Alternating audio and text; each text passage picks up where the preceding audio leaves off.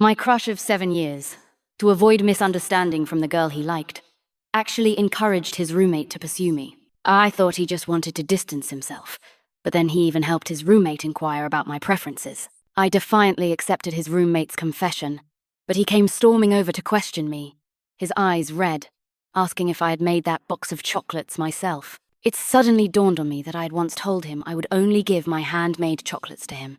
At this moment, he called me drunk and tearfully accused me of breaking my promise. I had loved him for 7 years. To prevent his crush from misunderstanding, he encouraged his roommate to pursue me. He texted me saying, "My roommate has had a crush on you for 2 years. You can try dating him." Later, when I was with his roommate, he aggressively confronted me, his eyes red, and asked, "Was that box of chocolates handmade by you?" I suddenly remembered that I had once told him that the chocolates I made by hand were only for him. After learning that Larry's confession to Jessica was rejected, I felt a sense of relief. When Larry asked to meet me at the cafe, I made sure to dress up nicely. After all, it was my perfect opportunity to make a move. Soft music played in the cafe. I stood at the entrance and saw from a distance that Larry wasn't alone. Jessica was sitting beside him, and his roommate Jason was across from him. His eyelashes curved into crescent moons, the corners of his lips were slightly upturned. His eyes were bright, and he spoke gently to Jessica. My eyes darkened slightly, and my heart sank in an instant. Larry saw me standing at the door and smiled at me. The joy in his eyes was all thanks to Jessica. I didn't understand. Hadn't Jessica rejected him? Why were they together? I comforted myself. Perhaps they just couldn't be a couple and became friends instead. I still had a chance. I walked over, and there was only one seat left next to Jason. I took the opportunity to sit beside him. Jason's face flushed, his expression slightly flustered and extremely reserved. I looked at Larry across from me, forced a natural smile, and asked, "Why did you call me here?" His gentle gaze swept over Jessica's face. He suddenly put down his coffee, and his free hand tightly clasped Jessica's hand. Then he turned to me and said, "I just called you over to clarify our relationship with Jessica. You and I have always been friends, buddies, right?" My gaze swept over their clasped hands, only to see Larry naturally move a few times, and then their handshake turned into intertwined fingers. They looked at each other as if no one else was around, their eyes filled with sweet smiles, clearly like a young couple who had just fallen in love. My heart gave a violent lurch. Seeing that scene, even if I were dumber, I would have understood that they were together. I suppressed the sadness in my heart and forced a smile, a sheepish grin flashing across my face. I said, "Of course." My peripheral vision caught a glimpse of Larry's face. His eyelashes curved, and a clear, bright smile flickered in his deep eyes. He gestured towards Jessica, a smug look on his face, and said, "See, I didn't lie to you. Isabel and I are really just good friends. Just buddies." Watching him emphasize and explain our relationship to his beloved, and seeing Jessica grin with delight because of his explanation, my situation suddenly became incredibly awkward. I had loved Larry for 7 years. He was the light of my entire student life, and I never stopped pursuing him. But in his eyes, we were just friends. Watching them in their sweet moment, I vaguely felt as if I heard the sound of my own heart breaking. The fortress I had painstakingly built over 7 years, a place only he could enter, collapsed with a crash. A waiter brought me a glass of lemon tea. Jason, who had been sitting silently beside me, suddenly blushed and looked at me, asking, "I ordered you a glass of lemon tea. This should be your favorite, right?" I was slightly stunned and looked at him in confusion. How did he know I liked lemon tea? Although I knew Jason was Larry's roommate, we weren't very close. However, I remember that every time I met Jason, he would blush, and his expression and movements would be particularly awkward and nervous. I once teased Jason in front of Larry, saying to him, "Your roommate Jason, he's tall and strong, but why does he always blush and act shy? It's such a cute contrast." At that time, Larry just smiled carelessly, and then said, "Why do you care about him? Do you like him? Do you want me to introduce you?" I immediately waved my hand and quickly changed the subject. Larry chuckled. Even though I was sitting right across from him, his deep eyes didn't reflect my image. He teasingly glanced at Jason and then said to me, "Jason has been asking me a lot about your preferences." After saying that, Larry raised an eyebrow at me, and I immediately understood what he meant. He was implying that Jason liked me. Jessica, standing nearby, said to Larry in a half-joking tone, "You seem to know Isabel's preferences quite well, don't you?"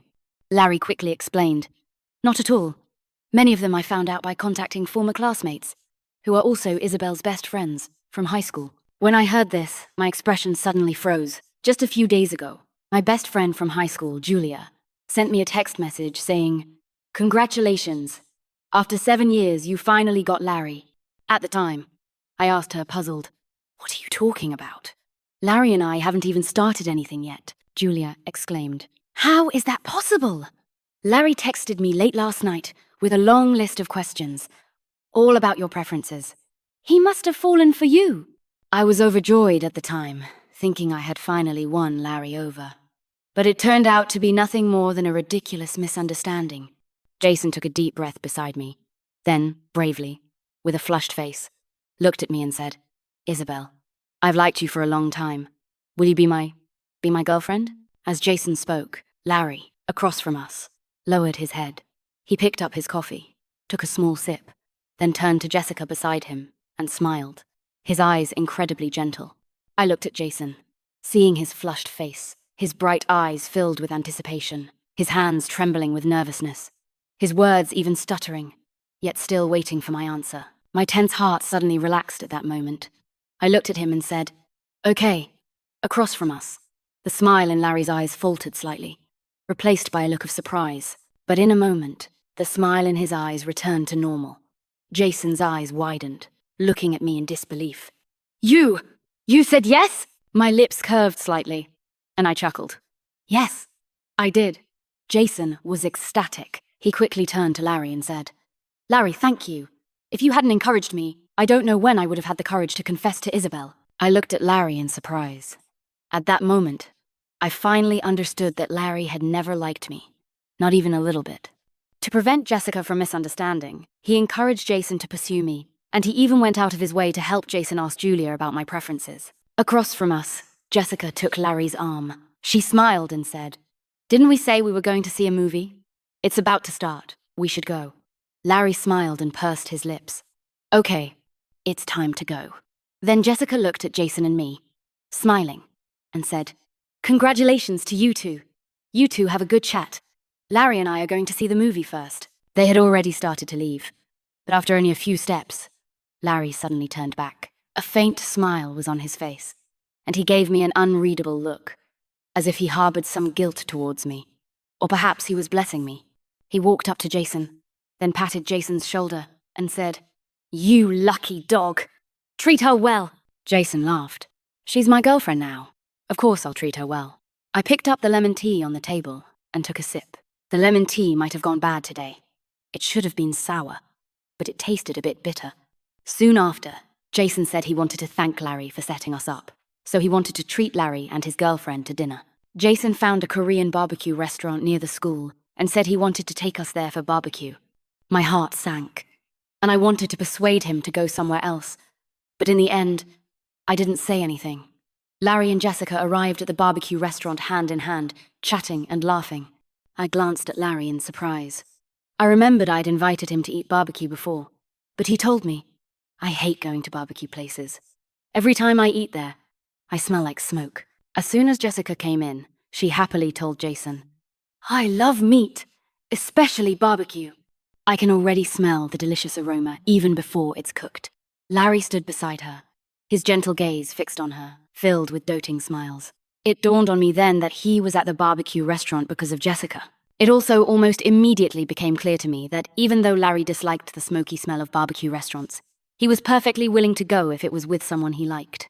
My chest felt heavy, a mix of bitterness and sourness, and it wasn't until the meat on the grill started to sizzle that I slowly came back to my senses. After the first plate of pork belly was grilled, Jason quickly picked up a few pieces of meat and put them on my plate.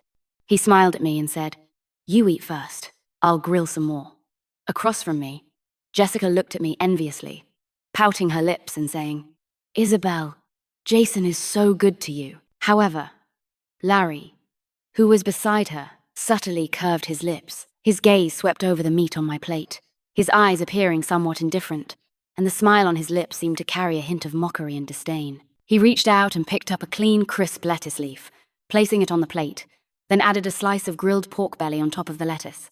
He then carefully brushed some sauce onto the meat, wrapped the lettuce completely around it, and pushed the plate towards Jessica. His eyes crinkled, and he looked at Jessica with a gentle gaze, his long fingers retracting from the edge of the plate. Jessica smiled, her face full of sweetness. Larry smiled and said, "I knew you liked grilled meat, so I did some research before coming."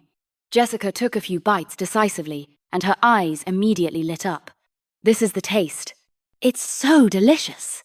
Larry looked at her, his eyes full of doting affection, and he said with a faint smile, "I'll wrap a few more for you.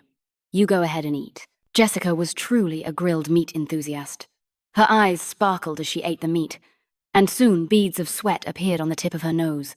She was already fair and beautiful, and now, with a fine layer of sweat on her nose and her small mouth glistening with oil, it didn't look greasy or unappealing at all.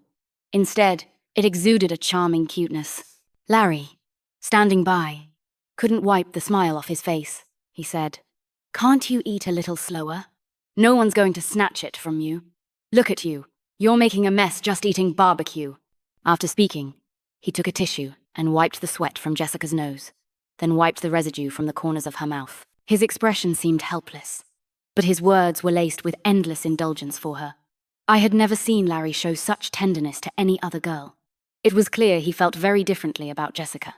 Suddenly, a lettuce-wrapped piece of meat appeared on my plate, too. I turned my head blankly to look at Jason, only to see him grinning. "Pure and innocent," he said. "You should try some too. I'll wrap you a few more pieces." I smiled, but then I noticed Larry's hand pause slightly as he brushed sauce on the barbecue, and then his indifferent gaze swept over me before quickly retracting. I was stunned for a moment, then quickly felt that Larry's glance at me was just my imagination. By the time we left the barbecue restaurant, it was already dark. On the way back, Jason said he was going to buy us water, and I immediately suggested going with him. When we finished buying water and turned back to find Larry and Jessica, we saw them standing under a sycamore tree in the distance. Larry had his arm around Jessica's waist, his head bowed, and Jessica was on her tiptoes, the two of them kissing passionately, oblivious to their surroundings, unable to tear themselves away. I stared blankly at the scene before me, and without warning, tears uncontrollably streamed down my face. My heart felt as if it were being repeatedly gouged by a knife, the pain making my whole body tremble. Jason caught sight of my expression, a flicker of disappointment in his eyes, but he quickly composed himself. He walked over, using his tall frame to shield me from the scene not far away. Then, with the gentlest, most radiant smile, he faced me and said calmly and naturally, "Final exams are coming up soon. Shall we go to the library to study together tomorrow? I can go early and save you a seat." I looked at him in surprise, and meeting the expectant look in his eyes, I nodded gently. I said, "Okay." He immediately broke into a wide grin, revealing a row of pearly white teeth, looking incredibly happy. Sometimes human emotions are truly mysterious. The night before, I had seen Larry and Jessica kissing romantically under the sycamore tree, and I was heartbroken. But after I got through that sad night, my heart suddenly didn't ache anymore. After I started dating Jason, I realized that he wasn't actually prone to blushing. He only became cautious around me. That weekend, we had planned to study together at the library, and he went early to reserve a spot for me. Our dorm was close to the library's side entrance. When I went to the library, I headed straight for the side door, only to see Jason talking to a girl there. I didn't know the girl, but at first glance she was quite pretty. Though she seemed to be in a bad mood, she asked Jason, "Why did you reject me? Even if you don't want to be with me, can't we even be friends?" I was stunned for a moment, but actually quite calm inside. Although Jason and I had been together for a while, I was still far from having that kind of feeling for him. Even though a girl was confessing to him, Jason didn't even blink. His expression was indifferent, as if he was keeping everyone at arm's length. He told the girl very seriously and sternly, "I already have a girlfriend. If she found out I was friends with a girl who confessed to me, she would be unhappy, and I don't want her to be unhappy." I was standing not far away, and Jason's words fell clearly and completely into my ears. My heart stirred slightly, like a calm lake into which a seemingly small but powerful stone had been thrown, creating increasingly larger ripples. The girl was so angered by Jason's words that tears, like golden beans, streamed down her face. But Jason kept a straight face, completely ignoring her. Finally, the girl ran off, covering her face. The direction she ran in brought her directly towards me. Jason turned and saw me, and his expression froze for a moment. Then his eyes curved into a smile, filled with clear and bright light. But after a moment, as if afraid I might misunderstand something, he raised a hand to scratch his head, his expression slightly flustered, and he seemed a bit embarrassed. I smiled and walked towards him, then actively reached out and took his arm. It was the first time I had ever actively taken his arm. His expression froze, his eyes widened, and a blush quickly spread across his cheeks. He looked utterly stunned and foolish. I smiled and told him, "Let's go. Final exams are in a week. Let's go in and study." He just stood there, dumbfounded, and then I dragged him into the library. When he finally came to his senses, the corners of his mouth couldn't stop turning upwards. I wanted to laugh out loud, but because we were in the library, I stifled it, not daring to make a sound. I don't know what Jason told Larry after he and I finished studying at the library and went back to our respective dorms that day. But that night, I was already asleep when I was woken up by a text message from Larry. He said, "Jason has had a crush on you for 2 years. You two could give it a try." I groggily looked at the text message he sent, my mind still a bit hazy for a moment, not quite processing it. Then he sent a second message, saying, "I heard you and Jason have made new progress. I hope you're genuinely with him, and not for some other reason, or out of spite." After reading the second text message from Larry, my mind gradually cleared up. What did Larry mean? What other reasons? What spite? I suddenly felt like laughing. He had always known I liked him, so he thought I was with Jason out of spite towards him, right? I sent him a reply. As I typed, my heart wasn't calm at all. Jason's face kept flashing in my mind, and I inexplicably felt a warmth in my chest. I told Larry, "You misunderstood. I just feel that I'm already a sophomore, and I've never been in a relationship before. It's time I started dating, and Jason just happened to appear at the right time." After sending the message, I saw Larry's status show typing, so I sent another message. "It's getting late. You should go to bed. Don't worry about me. Jason and I are fine. I'm going to bed too. Bye." After a moment, Larry replied with a message. "Okay, good night." When I suddenly saw the words "good night," I was stunned. Some say that when a man and a woman send each other goodnight messages, there's a hint of ambiguity in their relationship. In the past, I was always the one to send him goodnight, carefully hiding my little crush on him. But every time, he would reply with a blunt "bye," or not reply at all. Of course, I didn't think Larry suddenly sending me goodnight had any other meaning.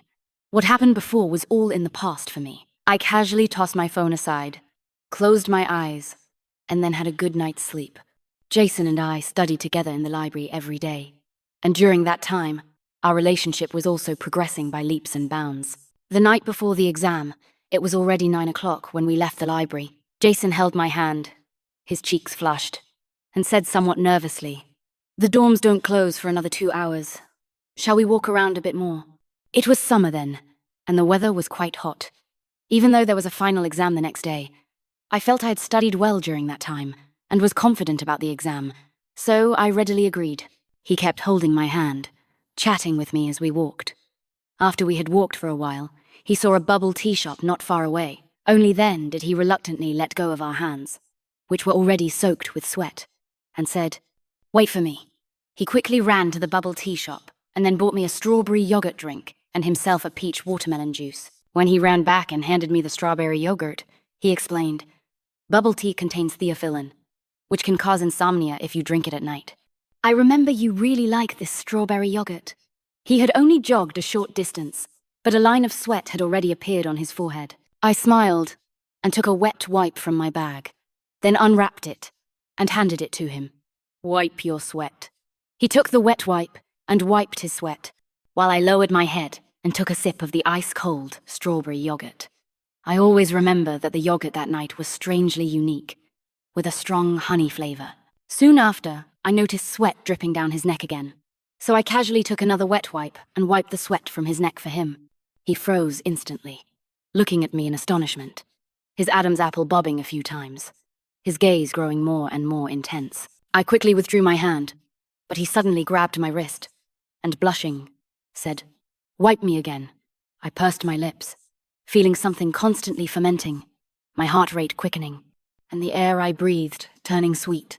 When I finished wiping the sweat from his neck, I awkwardly withdrew my hand, my cheeks burning. Out of the corner of my eye, I saw his Adam's apple bob a few more times. Jason was no better off than me. His hands were trembling with nervousness, and his gaze at me was unusually fervent. His tongue seemed tied, and he stammered, somewhat incoherently, could you? After a long pause, he grew a little anxious. No, it's me. Could I kiss you? I lowered my head, feeling like my heart was about to pound out of my chest. I nervously bit my lip, my cheeks flushed and burning hot. Seeing that I wasn't speaking, he awkwardly pursed his lips, then gathered a lot of courage and said, "If you don't say anything, I'll take that as your consent." After he finished speaking, he reached out with trembling hands and pulled me into his embrace, then lowered his head and gently but quickly kissed my lips, then nervously let go of me. In that instant, I felt an electric shock on my lips, a momentary numbness, a soft and wonderful sensation. Suddenly, a figure darted out. He pulled me out of Jason's arms and then landed a heavy punch on Jason. I turned my head in surprise, only to see Larry's face dark, his eyes filled with gloom. He looked at Jason with a somber gaze. He angrily reprimanded, "What are you two doing?" After Jason was punched by Larry, he immediately retaliated with a punch of his own. When I came to my senses, I quickly ran over and separated the two of them. I looked at Larry, bewildered, and questioned, "Larry, you should ask yourself, what are you doing?"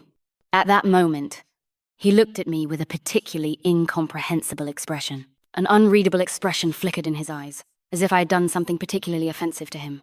I told him, "Jason is my boyfriend, and we just did something that all couples do."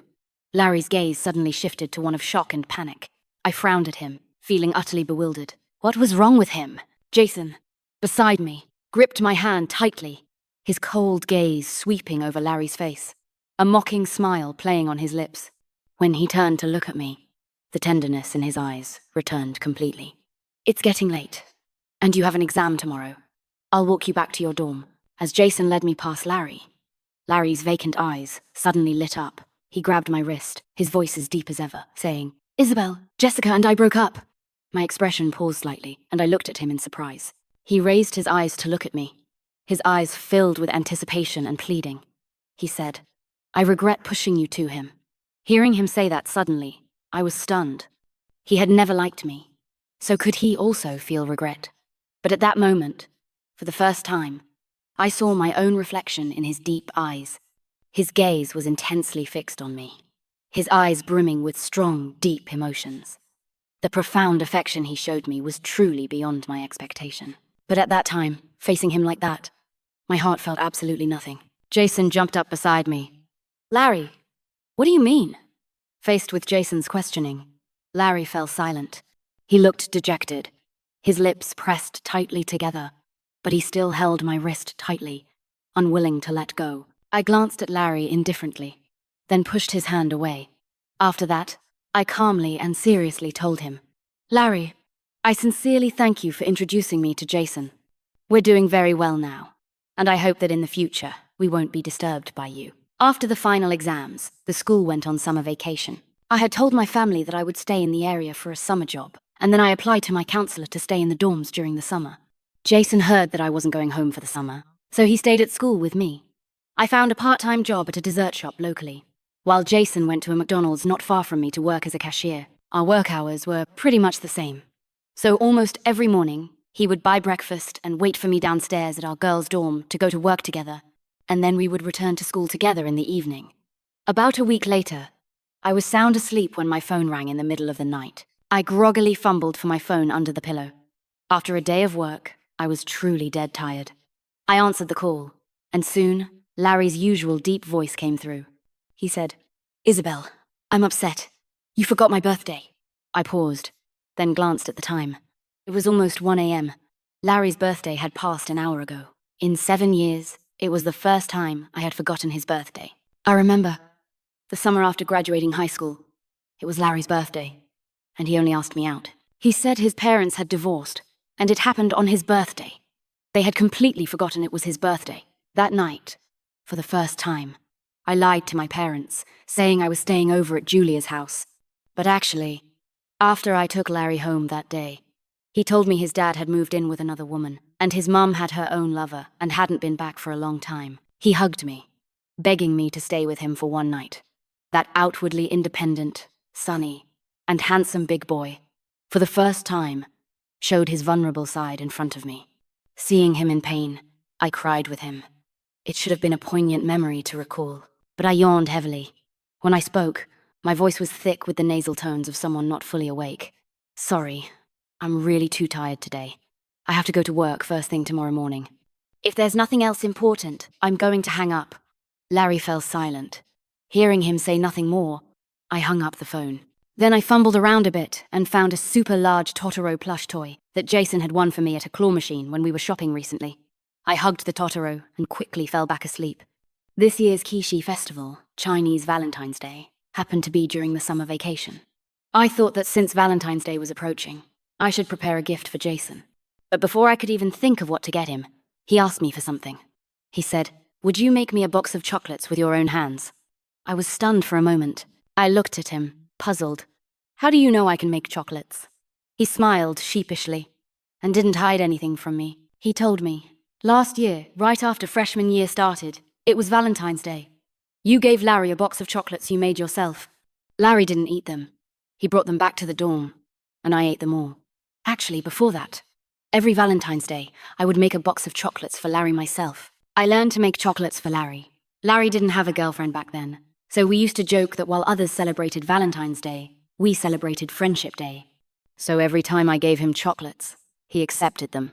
Jason took my hand and pouted. "Just make me a box, please. I've been craving that taste for 2 years." He was clearly so tall and handsome, yet in front of me, he always acted like a child, always playfully coaxing me. I nodded and agreed. He immediately hugged me and laughed. "Where can I find such a good girlfriend? I'm so lucky." Larry returned to school 2 days before Valentine's Day. That day, Jason and I left work together, and he dropped me off at my dorm entrance before we parted ways. A little while later, Larry called me and said, "Let's meet. I'm waiting for you downstairs at your dorm." It was already 8:30 p.m., and it was dark outside. I had just opened the dorm door and hadn't even turned on the light yet. I didn't want to see him, so I made an excuse. "You came back to school early? What a coincidence. I'm not in the dorm." Larry's voice deepened, and he said, "Isabel, don't lie to me. I just saw Jason drop you off." I reluctantly hung up the phone and then walked out of the dorm again. After not seeing him for over a month, Larry still looked as handsome as ever, but his eyes seemed to hold a hint of wariness. When he saw me, his lips curved into a smile. His eyes crinkled, and a faint smile played on his face. He then walked towards me and handed me 2 tickets. "There's an Optics Valley Music Festival in Wuhan in a few days. I broke a promise to you before, but this time I'll definitely go with you." I looked at the 2 music festival tickets he handed me, my eyes trembling slightly. A moment later, I looked up, a smile on my lips, and said, "No need." During the May Day holiday, Julia already went with me to the Strawberry Music Festival in Shanghai, and I even saw my favorite band perform. I remembered that before May Day, I had made plans with Larry to go to the Shanghai Strawberry Music Festival together during the holiday. Larry also agreed, so I mobilized all the friends I could to help me snatch tickets online. Fortunately, we actually managed to get 2. When the tickets were secured, it was in the middle of the night. I was so excited. I didn't sleep a wink. And the next morning, I ran to the boys' dorm building. I wanted to tell Larry the good news in person. However, when Larry came out and heard about it, he calmly told me, "You can ask someone else to go to the music festival. I have other plans for May Day." Later, after I returned from Shanghai during the May Day holiday, I learned from my roommate that Larry had spent those May Day holidays working part-time with Jessica, handing out flyers for 5 days. At that time, Larry hadn't confessed to Jessica yet, but they were already in the ambiguous stage. I really didn't expect how important Larry's other plans were, only to find out he just stayed at school to work part-time with Jessica, handing out flyers. How ridiculous! Larry's eyes darkened slightly, his brows furrowed. After a moment of silence, he said, I've checked the guest list for this music festival. There are bands you like, and it's only a few days away. Anyway, summer vacation isn't over yet. I immediately interrupted him, looking at him indifferently and saying, Larry, I have a boyfriend. Is it appropriate for me to go to the music festival with you? Larry's hands, hanging at his sides, clenched tightly into fists. He stared at me with a gloomy look and asked, Are you really going to get serious with Jason? Isabel, you've liked me for so many years. Are you really just going to let go of that feeling so easily? I raised my eyes, a flicker of sarcasm in them. See? He always knew I'd liked him, for many years. But he knew, and yet he still asked me out. And in front of Jessica, he personally admitted that he and I were just friends, buddies. Isn't that ridiculous? Seeing me smile, his eyes flickered slightly. Suddenly, he reached out and grabbed my wrist, his deep gaze tender and earnest as he looked at me and said, Isabel, you're the one I like. Will you come back to me? I averted my gaze, avoiding his affectionate eyes. Then I reached out and pushed his hand away. I took a few steps back and told him, Larry, I've let go. Actually, I haven't liked you that much for a long time. It's just that I chased you for 7 years, and liking you became my obsession. But that day, I saw with my own eyes, you and Jessica standing under the sycamore tree, kissing so passionately. I was heartbroken for one night, but then I realized that my heartbreak wasn't about you being with Jessica, but rather that my obsession had disappeared.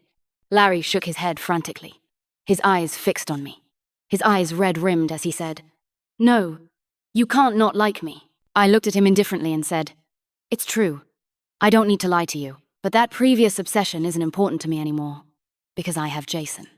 Larry grabbed my arm, a crazed look in his eyes, and kept denying it. He said to me, You've liked me for 7 years. How long have you been with Jason? How could you possibly like him? He hugged me tightly, as if afraid I would leave him, but I used all my strength to break free from his embrace. I told him seriously and earnestly, Larry, don't come near me again. I don't like you, and I never will. No matter how many times you say it, the answer will still be the same. He stared at me blankly, stumbling back a few steps, looking disheveled and pathetic. I said, It's late. I need to go back to the dorm to rest. You should go. After I finished speaking, I turned and walked towards the dorm. As for Larry, my feelings for him had long since vanished with the wind. On Valentine's Day, Jason met me at the water bar, where I had agreed to be his girlfriend.